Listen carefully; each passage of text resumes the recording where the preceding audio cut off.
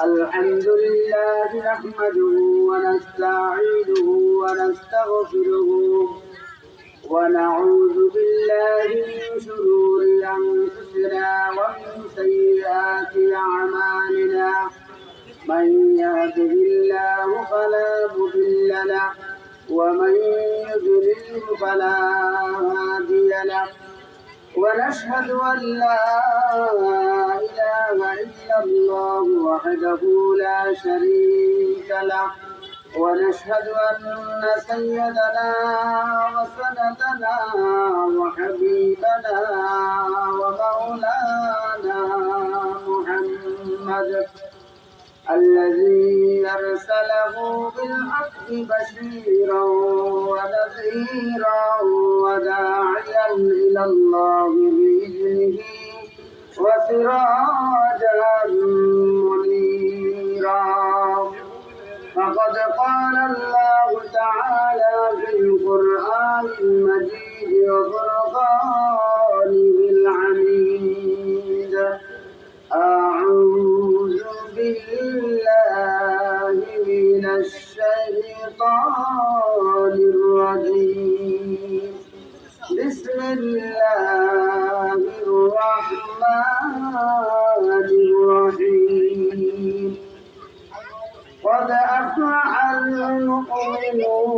المؤمنون الذين هم في صلاتهم خاشعون والذين هم عن اللغو معرضون والذين هم للزكاة فاعلون والذين هم لفروجهم حافظون إلا على أزواجهم أو ما ملكت أيمانهم فإنهم غير ملومين فمن ابتغى وراء ذلك فأولئك هم العادون والذين هم لأماناتهم وعهدهم راعون والذين هم على صلاتهم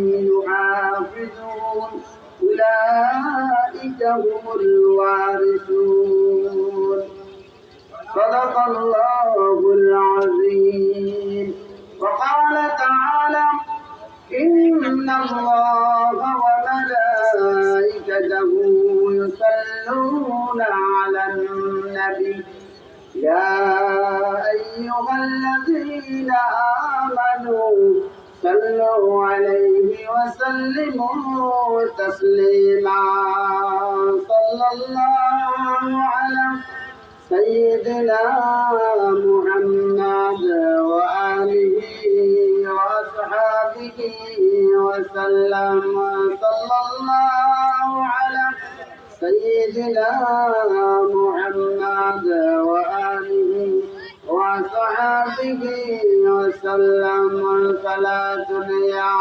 رسول الله عليكم سلام يا حبيب الله عليكم صلاة يا رسول الله عليكم سلام يا حبيب الله عليكم محمد مصطفى نور على نور حبيب كبرياء نور على نور صلاة يا رسول الله عليكم سلام يا حبيب الله عليكم بلغ العلا بكماله كشف الدجى بجماله حسنت جميع خصاله صلوا عليه وعاله بلغ العلا بكماله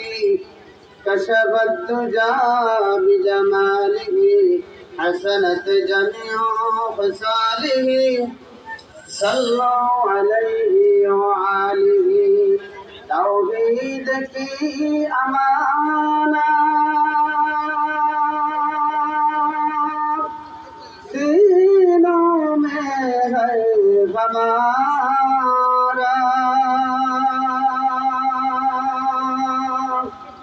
हसन की मिटाना नामो निशा हमारा बलगल उला बिकमालिही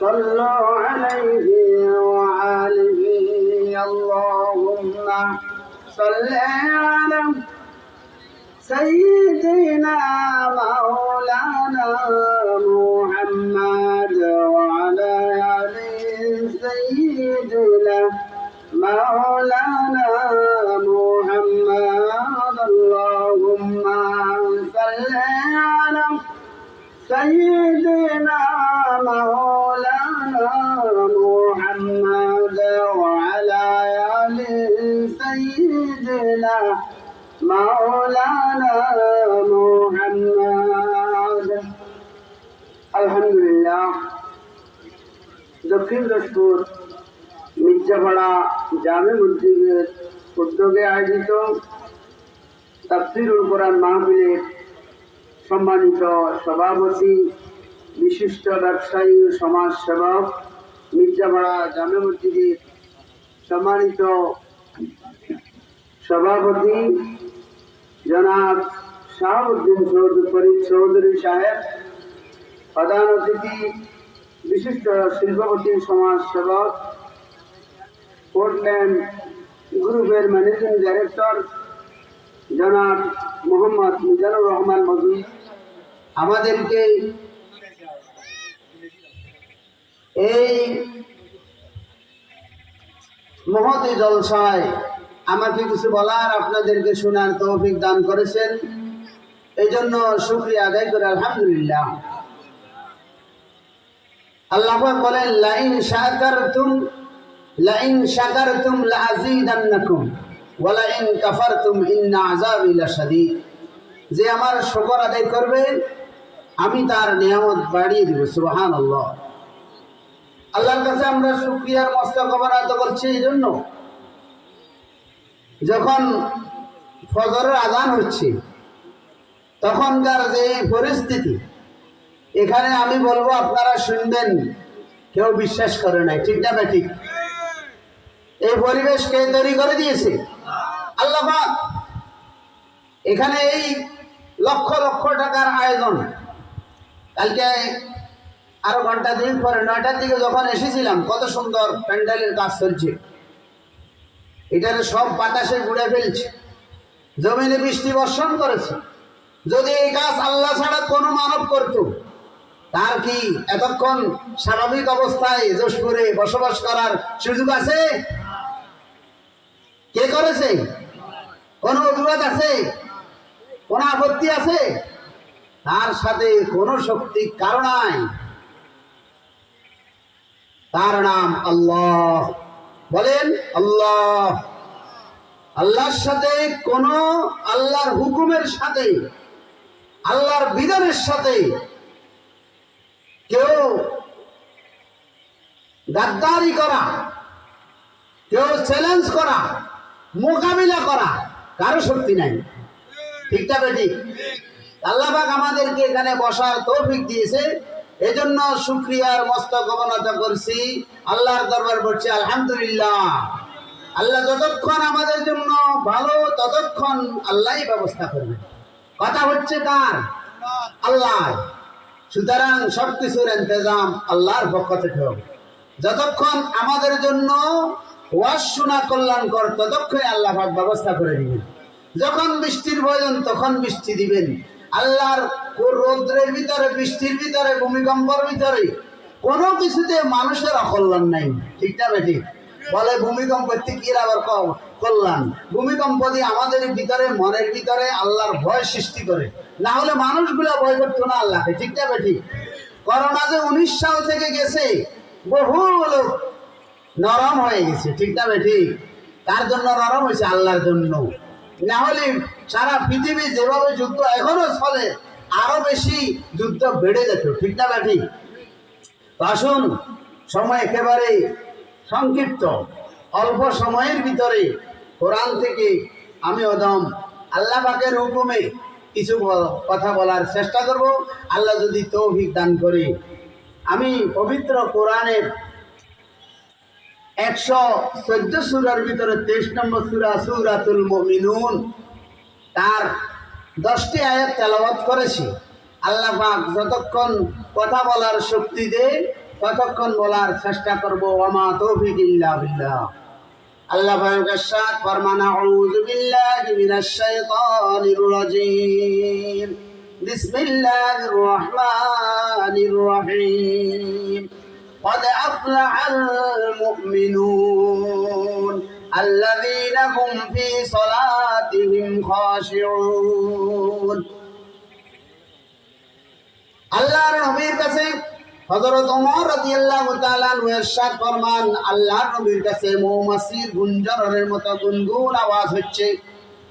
যখন ওহী নাজিল শেষ হয়ে গেল, আল্লাহর নবী বলতেছে, এক্ষুনি এমন 10টি আয়াত নাজিল হয়েছে যে 10টি আয়াত যদি কেউ আমল করে সোজা জান্নাতে চলে যাবে। সুবহানাল্লাহ।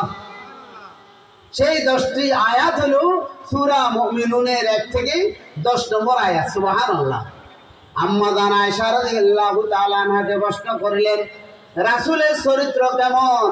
আম্মা জান আয়েশা রাদিয়াল্লাহু তাআলা আনহা সূরাতুল মুমিনুনের 1 থেকে 10 নম্বর আয়াত পর্যন্ত তেলাওয়াত করে শোনালেন আর বললেন, এই 1 থেকে 10 নম্বর আয়াত এটাই হলো নবীর চরিত্র। সুবহানাল্লাহ। তাহলে এই 1 থেকে 10 নম্বর আয়াতের ভিতরে কি আমল করেছে, যে আমলগুলা করলে আল্লাহ পাক বলেছেন এই 10টি আয়াতের উপর যখন আমল করবে শেষে বলেছেন, উলাইকা হুমুল ওয়ারিসুন আল্লাযীনা ইয়ারিসুনাল ফিরদাউসা হুম ফিহা খালিদুন। যখন কোন বান্দা এই 10টি আয়াতের উপর আমল করবে তখন সে হয়ে যাবে জান্নাতুল ফিরদাউসের ওয়ারিস। সুবহানাল্লাহ।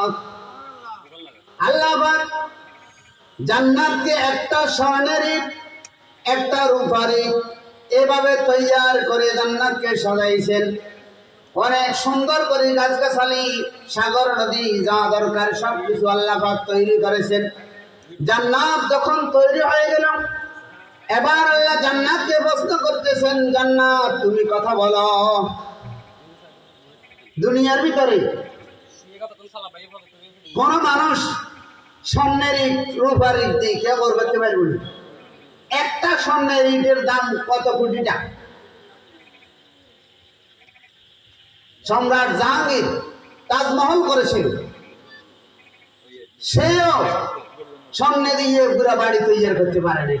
স্বর্ণের কিছুটা নমুনা কিছু জায়গায় উনি সেট করেছে, কিন্তু পুরা বাড়ি স্বর্ণ, পুরা বাড়ি রূপা এই পর্যন্ত কেউ তৈরি করতে পারে নাই, পারবেও না। এই সাহস কারো নাই। ঠিক না বেটি? কারো নাই। আল্লাহ পাক জান্নাতকে বলতেছে, জান্নাত কথা বলো। তখন জান্নাত কথা বলতেছে, কদ আফলাহাল মুমিনুন, মুমিনরাই সফল কাম, মুমিনরাই এই জান্নাতের অধিবাসী হবে। সুবহানাল্লাহ। আমরা মনে করি সফল, কি সফল? আমরা মনে করি দুনিয়ার ভিতরে কেউ যদি বাড়ি গাড়ির মালিক হতে পারে সেই হলো সফল। কেউ যদি মনে করে সুন্দর একটা স্ত্রী বিবাহ করেছে সে মনে করে সে সফল। কেউ মনে করেছে বিসিএস ক্যাডার হয়েছে সে মনে করেছে সে সফল। কেউ মনে করেছে নির্বাচনে এমপি হয়েছে, চেয়ারম্যান হয়েছে, কমিশনার হয়েছে, এটাই তার সফলতা। মানুষ সফল মনে করে ক্ষমতাকে, সফল মনে করে টাকা পয়সাকে, সফল মনে করে বাড়ি গাড়িকে, সফল মনে করে সুন্দরী নারীকে। কিন্তু আল্লাহ পাক যখন জান্নাতকে প্রশ্ন করেছে, জান্নাত তখন বলে নাই বাড়িওয়ালা সফল, গাড়িওয়ালা সফল, ক্ষমতাধর ব্যক্তি সফল, সুন্দর নারীওয়ালা ব্যক্তি সফল, সুন্দরী মহিলারা সফল। এরকম উত্তর জান্নাত থেকে আসে নাই। জান্নাত উত্তর দিয়েছে, কদ আফলাহাল মুমিনুন। সুবহানাল্লাহ।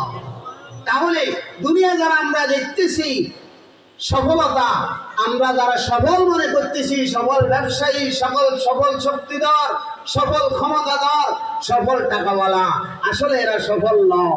সফল এবং মুমিনেরা কদে আফলাহাল মুমিনুন, যদিও তাদের দুনিয়াটা সংকুচিত থাকে কিন্তু পরকাল তাদের বাড়ি হবে জান্নাতুল ফেরদাউস। সুবহানাল্লাহ।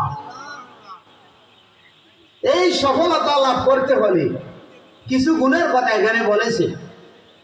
এক নম্বর যে গুণটা সেটা হলো সফলতার জন্য এক নম্বর যে গুণ সেটা হলো আল্লাযীনা হুম ফি সালাতিহিম খাশিউন।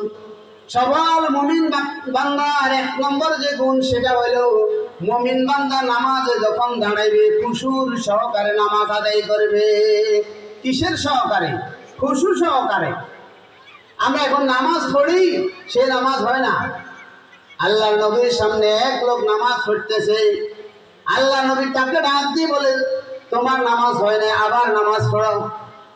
সে আবার নামাজ পড়লো, আবার বললো তোমার নামাজ হয় না, নামাজ পড়ো। এভাবে আবার বললো, কয়েকবার বলার পর বলতেছে যে এইভাবে কতদিন নামাজ পড়তেছ? তখন ওই লোক বলতেছে যে আমি 40 বছর পর্যন্ত নামাজ এভাবে পড়তেছি। বলে 40 বছর নয়, 40,000 বছরও যদি তুমি এভাবে নামাজ পড়ো তোমার নামাজ কবুল হবে না। নাউযুবিল্লাহ। তাহলে আমরা এক শ্রেণীর মানুষ নামাজ পড়ি না, আর এক শ্রেণীর মানুষ নামাজ পড়ি, নামাজ পড়িও আমার নামাজ হচ্ছে না। কিসের অভাবে বলেন? নামাজে খুশুর অভাবে। কিসের অভাবে? খুশু। খুশু কাকে বলা হয়? খুশি হইল বিনয় বনবতা থাকা। দুনিয়ার একজন ডিসির কাছে, এসপির কাছে, এমপির কাছে, প্রধানমন্ত্রীর কাছে যখন আমি যাই, সেখানে আমি কিভাবে দাঁড়াই? আমি একেবারে ইন্তজার থাকি, ভয়ে ভয়ে কাঁপতে কাঁপতে থাকি। আমার দাঁড়ানোর ভিতরে কোনো ভুল আছে কিনা, আমার তাকানোর ভিতরে কোনো ভুল আছে কিনা, আমার বডি ল্যাঙ্গুয়েজ, বডি স্ট্রাকচারের ভিতরে কোনো ভুল আছে কিনা, আমার বাসনভঙ্গির ভিতরে কোনো ভুল আছে কিনা, আমি খেয়াল করে কথা শুনতেছি কিনা, উনি আমাকে কি বলে, আমি কি বলতেছি। হ্যাঁ, যদি জিজ্ঞাসা করে আল্লাহর কথা, যদি আব্বার কথা বলি ফেলে, উত্তর হইল নি কোথায় জ্বর, তুমি এটা কমবা মাথার কি আকা ছাগল নিয়া উত্তরে ছেড়ে, তাহলে বোঝা যাচ্ছে তার মাথা ঠিক নাই, হোঁশ নাই, বেহসে উত্তর দে। জিজ্ঞাসা করছে কোথায় যেতেছ, কত মিডা কুম্বা, তার মানে গিয়া মাথার ভিতরে মিডা কুম্বা আছে।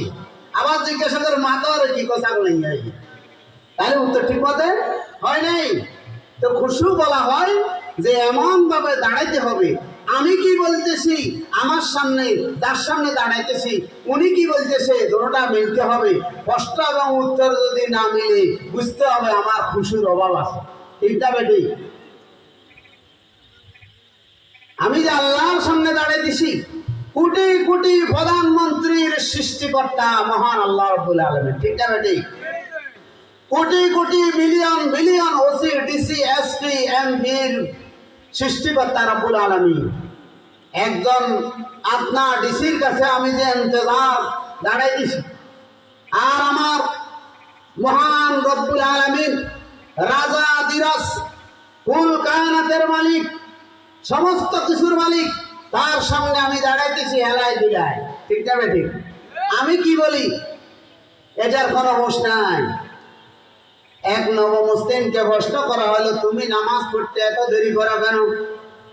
বলে আমি তো নতুন মুসলমান হয়েছি, সূরা ফাতিহার ভিতরে যখন আমার রবকে প্রশ্ন করি নতুন মুসলমান হওয়ার কারণে, রব আমাকে উত্তর দিতে দেরি করে। আমি যখন আলহামদুলিল্লাহি রাব্বিল আলামিন বলেছি, উত্তর সেদিক থেকে আসতে দেরি হয়।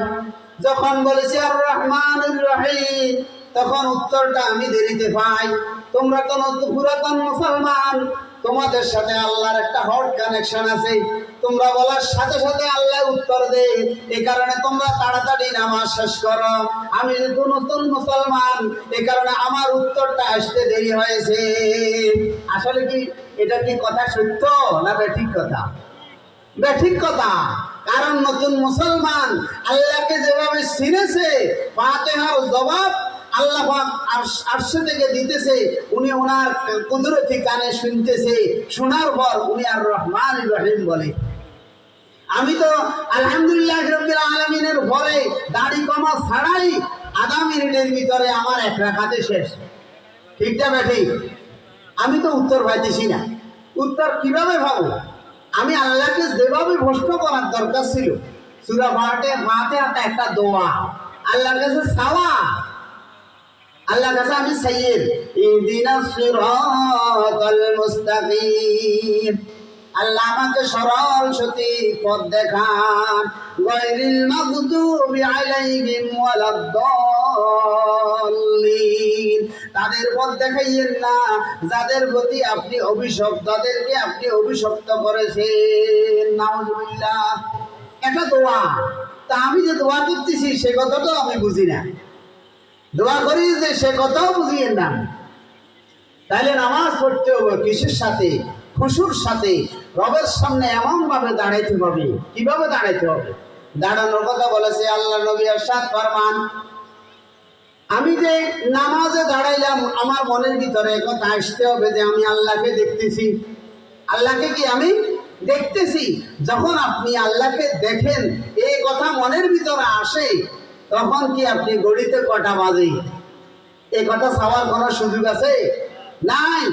মসজিদের ভিতরে মাদ্রাসার জাল মুয়াজ্জিনের এত টাকা বেতন দিয়ে কি কাজ করে এ কথা মাথায় আসার সুযোগ আছে? ফ্যানের ভিতরে বালি কেন? আমি উত্তর দিকে দাঁড়াইছি, দক্ষিণ দিকে আরেকজনের ফ্যান দিল কেন? আরেকজনের লাইট দিল কেন? আরেকজনের লাইট বন্ধ করলো কেন? মোটর কে দিল? পানি ভরি যান নেই। এত কথা জবাব, এত কথা প্রশ্ন আসার কোনো সুযোগ আছে যদি আল্লাহ এটা সামনে থাকে?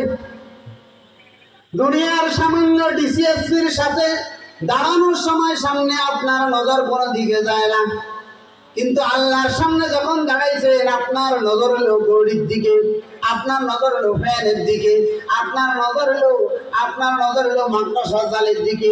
আপনি খেয়াল করেন ইমাম সাহেব কত লম্বা কেরাত ধরেছে, আজকে বুঝু টাইম পাই না, আমি তো তাড়াতাড়ি যেতে হবো বাজারে, এত লম্বা কেরাত কেন ধরল?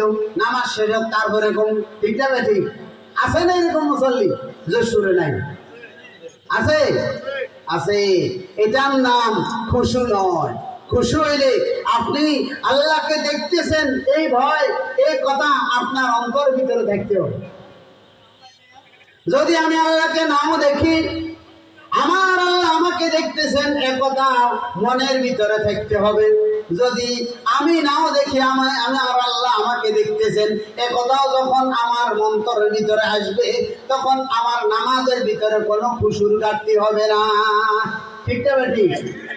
যদি আল্লাহকে আমি নাও দেখি, আল্লাহ আমাকে দেখতেছেন এ কথা সত্য,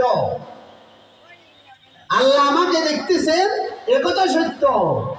আল্লাহ পাক বলেন ওয়াসজুদ ওয়াক্তারিব, যখনই আমি সিজদায় পড়ে গেছি আল্লাহ আমার একেবারে কাছে, একেবারে নিকটে চলে এসেছে। সুবহানাল্লাহ। তাহলে সিজদাটা কেমন হওয়া উচিত? যখনই আমি সিজদা দিলাম আল্লাহ আমার একেবারে নিকটে এসেছে, তাহলে আমার সিজদার ভিতরে 3 বার নয়, 5 বার নয়, 7 বার নয়, 9 বার নয়, আল্লাহ যেহেতু এসে গেছে আমি আরো বেশি বলবো, আরো বেশি বলবো। ঠিক না ঠিক? আমরা যখন 3 বার পড়তে কষ্ট হয়ে যায়, সুবহানাল্লাহ, হ্যাঁ, অথচ কত সুন্দর সুবহান রাব্বিয়াল আ'লা, সুবহান রাব্বিয়াল আযীম বলেন। এবার 3 বার পড়তে আপনার কতক্ষণ সময় দরকার? আপনি তো একেবারে মরদের মতন একবার ঠুকুর দেন আবার উঠান, ঠুকুর দেন আবার উঠান, মিনিটের ভিতরে কয় সেকেন্ডের ভিতরে সিজদা। এই সিজদা নয়। ওয়াসজুদ ওয়াক্তারিব এমন সিজদা যে সিজদার ভিতরে ন্যূনতম 3 বার পড়তে হবে। আপনার শরীরের অঙ্গ প্রত্যঙ্গ যা আছে সবগুলো স্থির হইতে হবে। একটু জিকির করে লা ইলাহা ইল্লাল্লাহ, লা ইলাহা ইল্লাল্লাহ, লা ইলাহা ইল্লাল্লাহ, লা ইলাহা ইল্লাল্লাহ, লা ইলাহা ইল্লাল্লাহ। ইল্লাল্লাহু মুহাম্মাদুর রাসূলুল্লাহ সাল্লাল্লাহু আলাইহি ওয়াসাল্লাম। তো বলছিলাম খুশু বলা হয় যে আমি নামাজে দাঁড়াইছি, আল্লাহকে দেখতেছি, আল্লাহ নাও দেখে আমার আল্লাহ আমাকে দেখতেছে, এ কথা আমার অন্তরে থাকতে হবে। যতক্ষণ পর্যন্ত আমি সামনে তাকিয়ে আছি, সেজদার দিকে নামাজি, হাদিস শরীফে আছে আল্লাহর নবী ইরশাদ ফরমান, নামাজি যতক্ষণ পর্যন্ত অন্যদিকে এদিক সেদিক তাকাইবে না, ততক্ষণ পর্যন্ত তার উপর আল্লাহ পাকের রহমত বর্ষণ হইতেছে। সুবহানাল্লাহ। আল্লাহ পাকের দৃষ্টি তার থেকে আল্লাহ সরান না। সুবহানাল্লাহ। আমি যতক্ষণ সেজদার দিকে তাকিয়ে আছি, যতক্ষণ এদিক সেদিক না তাকাবো, ততক্ষণ পর্যন্ত আমার আল্লাহর দৃষ্টি আমার দিকে পড়তেছে। সুবহানাল্লাহ। আল্লাহর দৃষ্টি যখন কোন বান্দার দিকে পড়বে, তার জন্য উন্নত হবে, তার সবকিছুতে কল্যাণ হবে। সুবহানাল্লাহ। তাহলে দৃষ্টি এদিক সেদিক করা যাবে না। এবার আসুন কি কি কামে, কি কি কাজে খুশু সৃষ্টিতে বাধা প্রদান করে। এক নম্বর হলো অঙ্গ নিয়ে খেলাধুলা করা। আল্লাহ নবীর সামনে এক নামাজি ব্যক্তি দাঁড়িয়ে নিয়ে খেলা করতেছে। আল্লাহ নবী বলেন তার ভিতরে খুশুর অভাব আছে। খুশুর অভাব যদি না থাকতো সে দাঁড়িয়ে নিয়ে খেলা করতো না। তাহলে এক নম্বর যে কাজ, কোন অঙ্গ নিয়ে খেলাধুলা না করা, মানে দাঁড়িয়ে নিয়ে এভাবে দাঁড়িয়ে আসতায়, অনেকে এখানে চুলকায়, অনেকে গা চুলকায়, অনেকে জামা ঠিক করে, আমার সব ঠিক আছে কিনা, হ্যাঁ করে কিনা, এটা যখন করবেন তখন আপনার খুশি নষ্ট হয়ে গেল। তাহলে এক নম্বর মনে রাখবেন, ওয়াজ ঘন্টার পর ঘন্টা শোনা এটা কোনো আপনার উপর ফরজ নয়। এখান থেকে কিছু নিয়ে যাওয়াটা হলো দায়িত্ব। আমি কি নিয়ে গেলাম, ঘন্টার পর ঘন্টা ওয়াজ শুনেছি, বিবি যা বলিল কি ওয়াজ শুনছো, ও ওয়াজ খুব সুন্দর হয়েছে, আফসারি হুজুর আইছে, যে আশা নিয়ে আসাইছি হেডের সাম্বা হাতলে গেছে, হ্যাঁ তো বলছে ওয়াজ করছে কিয়া, ওইটা তো বলে গেছি। উনি একটা মেসেজ দিয়ে দেবো না, হাসামার ভিতরে মেসেজ আছে। সুবহানাল্লাহ। উনি বলে কথা আমারও যেটা দিয়েছে তোমার এটা দেন, তোমার কাজ বলি লাভ বুঝি। উনি হাসতে হাসতে ইসলামের মেসেজগুলো আমাদেরকে দিয়ে দিন। সুবহানাল্লাহ, সুবহানাল্লাহ। তা আমরা কিছু শিখে যাব। এক নম্বর, আমাদের শরীর নিয়ে নামাজে যখন দাঁড়াবো, এক নম্বরে বলছিলাম নামাজে যখন দাঁড়াবো, আল্লাহকে সামনে আমি রাখি দাঁড়াবো, আল্লাহকে আমি দেখতেছি, তো আমি আল্লাহরে দেখি না, আল্লাহ আমাকে দেখে, রে কথা মনের ভিতরে আসতে হবে। দুই নম্বর আসেন, শরীরের অঙ্গ প্রত্যঙ্গ নিয়ে খেলাধুলা করা যাবে না। যখন আপনি এগুলো নিয়ে খেলাধুলা করবেন, তখন আপনার ওই খুশিটা নষ্ট হয়ে যাবে। তিন নম্বর, এদিক ওদিক তাকানো যাবে না। এটা আল্লাহ নবী বলেছেন, এটা নামাজের উপর শয়তানের একটা থাবা। শয়তান কি করে, যখন নামাজে দাঁড়াবেন, দাঁড়ানোর সাথে সাথে মনে করে দিব, এরে মসজিদে তো বসর ভাই দোয়া নেই, কখন ভাই আমার জন্য বসে রয়েছে, আমরা একসাথে ছাগল যেতাম, এতক্ষণ মনে নেই, নামাজও দাঁড়াইছেন না মনে হয়েছে। আল্লাহ নবী কয় এটা শয়তানের থাবা, শয়তানে মনে করে দিছে। আপনি দেখবেন কিছু হারাই গেছে, নামাজও দাঁড়াইছেন সব মনে করে দিব, এগুলো মনে করি না আপনি বুজুর্গ, এই কারণে মনে করছি। শয়তান আপনারা সাহায্য এখান থেকে আপনারা নামাজ না উর্দু পর্যন্ত বাঙ্গাই আপনারা বাজারে নিয়ে যে লটকাইলে, এটা কার কাজ? শয়তানের কাজ। শয়তান সাকসেস হয়ে যাবে। তাহলে আমি যখন নামাজে দাঁড়াবো, এদিক ওদিক তাকানো যাবে না। তারপরে 4 নম্বর হলো ছাদের দিকে তাকানো যাবে না। কত শক্ত কথা বলেছে আল্লাহ নবী। আল্লাহ নবী বলেন যে আকাশের দিকে নামাজের ভিতরে তাকায়, আকাশের দিকে নামাজের সময় যখন আকাশের দিকে তাকায়, তার চোখ যেন ফিরে না আসে। নাউযুবিল্লাহ। এটা কি দোয়া না বদদোয়া? বদদোয়া। নামাজের সময় যদি আকাশের দিকে তাকায়, তার চোখ ফিরে নাও আসতে পারে। নাউযুবিল্লাহ। কত কঠিন কথা। আমি যে তাকাইলাম, আমার চোখটা নাও আসতে পারে ফিরে। আর আমরা দেখেন নামাজে তাকাইলে কত কিছু দেখি, আর এখন তো ওই সামনে দিই সবকিছু, এগুলো কিছু ইবলিশেরও সব প্রান্ত আছে। মসজিদে যে বড় বড় ঘড়ি বাইরেছে, এক একজনে যত বড় করতে পারে মসজিদের নাম দিয়ে, এরপরে নিচে যে সৌজন্য যে দিছে তার নাম সহকারে একেবারে সুন্দর করি এটা বানাই দিছে নামাজে এবার দাঁড়াই বলতে আব্দুর রহিম ওমান প্রবাসী কনানে হচ্ছে গড়ির ভিতরে, ঠিক না ঠিক? এরপরে মির্জাপাড়া কেন্দ্রীয় জামে মসজিদ ফজরের নামাজ 5টা 15, দুইটা মত আছে। যদি কেউ ইচ্ছা করেই টাকায় 5টা 15 শিওর হয়ে গেছে মির্জাপাড়া জামে মসজিদ একথা পড়ে ফেলছেন আমাদের ভিতরে মনে মনে, সৌজন্যে আবুল কালাম পড়ে ফেলছে একথা কেউ যদি ইচ্ছা করে নামাজ বাতিলে দেবে, নামাজুবিল্লাহ বলেন না। আর একটা মত আছে অনিচ্ছাকৃত ভাবে যদি টাকায় কেউ যদি এরকম বুঝে যায় তারও নামাজ বাতিলে দেবে। তা আমাদের হানাফি মাযহাব হলো সহজ মাযহাব, হানাফি মাযহাবে গজে কেউ যদি ইচ্ছা করে চাইলে ঘড়ির দিকে তাকাইছে 5টা 15, নিচে লাইন একটা বসছে কালিমা লা ইলাহা ইল্লাল্লাহ মুহাম্মাদুর রাসূলুল্লাহ, না লাল বাতি জড়া অবস্থায় নামাজ নিষেধ। তারপরে আপনার ফজরের নামাজ 5টা 15, এগুলো ঘড়ি ফেলছে নামাজ বাতিল হয়েছে। এবারে কারণ এই যে সুন্দর করে সাজাইছে এটা লাভ হয়েছে না লস হয়েছে? এখন মসজিদে দেখবেন ছাদের ভিতরে জিপসান তৈরি করে, কত সুন্দর। কি করেন? জিপসান তৈরি করেন। তাহলে আল্লাহ নবী বলেছেন আকাশে তাকালে তাদের চোখ নাও ফিরে আসতে পারে। এটা বদদোয়া করছে না? এর আপনি যে মসজিদে জিপসান করছেন, মসজিদ সুন্দর করেন, আপত্তি নেই। আল্লাহ নবী বলেছে কিয়ামতের আগে মসজিদগুলো সুন্দর হবে, বড় হবে, দোতলা 3তলা 4তলা হবে, নকশা হবে, নমুনা হবে, মুসল্লি যেত না। সেই কিয়ামত আসতেছে, ঠিক না ঠিক? প্রতিযোগিতা চলে কার মসজিদ কত সুন্দর হইব, প্রতিযোগিতা চলার দরকার আছিল কার নামাজ কত সুন্দর হইব। قد أفلح المؤمنون الذين هم في صلاتهم خاشعون। সফল মুমিন ওই ব্যক্তি যে নামাজের ভিতরে খুশু সহকারে নামাজ আদায় করে। আপনারা নামাজ এখানে আমাদের ফোনে 8টায় মসজিদ এবং ফিল্ডে একসাথে আজান হয়ে যাবে, নামাজও 8টায় হয়ে যাবে ইনশাআল্লাহ। আমাদের বিশেষ অতিথি নামাজের ভরে এখানে বয়ান শুরু করবে, কেউ বাড়ি দিকে যাবেন না, এখানে নামাজ হয়ে যাবে। সংক্ষেপে আমি শেষ করে দিই। তাহলে বলছিলাম নামাজের সময় এদিক সেদিক তাকানো যাবে না, নামাজকে মসজিদকে বেশি কারুকার্য এটা কিন্তু ভালো লক্ষণ নয়, এটা ভালো লক্ষণ নয়। মসজিদের সামনে যত পারেন একদম সাদা সিধা রাখবেন, কোনো লেখা যেন না থাকে। বিভিন্ন দোয়া দেখবেন এখন ওই যে নামাজের ভিতরে কি নামাজ শেষে দোয়াগুলা সামনে সুন্দর ক্যালেন্ডার একটা লাগাই দিচ্ছে, পায়ে মসজিদে আছে, আমাদের এখানে নাই। তাইলে নামাজ এসে দাঁড়াইলো ওই দুরূদ শরীফ 3বার, আস্তাগফিরুল্লাহ 3বার, আল্লাহু আকবার 1বার, সে পড়ে তো নামাজ আছে না? নামাজ তো তাইছে ও বন্ধে মা এরকে খারাপ কাজ করছে রে, এটা তো কইছে সালাম ফিরাইলে দুরূদ শরীফ পড়া না, এটা কি বা খারাপ কাজ হয়েছে রে? নামাজের ভিতরে নামাজ যে সিস্টেমে আল্লাহ কাছে খুশু সহকারে নামাজ আদায় করো, তার মধ্যে খুশু সহকারে নামাজ আদায় করেন না, এই কারণে আপনার নামাজ বাতিল হয়েছে। নাউযুবিল্লাহ।